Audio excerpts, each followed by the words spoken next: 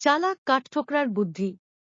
একসময় শান্ত জঙ্গলে থাকত এক দারুণ বুদ্ধিমান কাঠঠোকরা পাখি, নাম তার টিকো। সে ছিল দুষ্টু, দুঃসাহসী আর খুবই চালাক। একদিন সে দেখল কিছু মানুষ জঙ্গলের পাশে বিশাল এক বাড়ি বানাচ্ছে। গাছ কাটা শুরু হয়েছে, পাখিদের বাসা উজাড় হচ্ছে। টিকো ঠিক করল মানুষদের একটা শিক্ষা দিতে হবে। সে প্রতিদিন নতুন নতুন দুষ্টুমি করতে লাগল। কখনো কাঠের টুকরো উড়িয়ে দেয়, কখনো বাড়ির খাবার চুরি করে, আবার কখনো রাতে ছাদে নাচতে থাকে। মানুষগুলো অবাক, এই যে ভূতের বাড়ি। কিন্তু টিকো শুধু মজা করছিল না।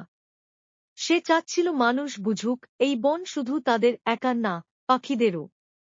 একদিন বনের নেতা মি বোস একা ঘুরতে বের হয়। টিকোর ফাঁদে পড়ে সে পিছলে সোজা এক কচ্ছপের পিঠে পড়ে ঝোপে গড়িয়ে যায়।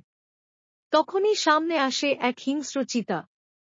মি বোস কাঁপতে কাঁপতে বলে, আমি গাছ কাটব না, বন রক্ষা করব, প্লিজ বাঁচাও।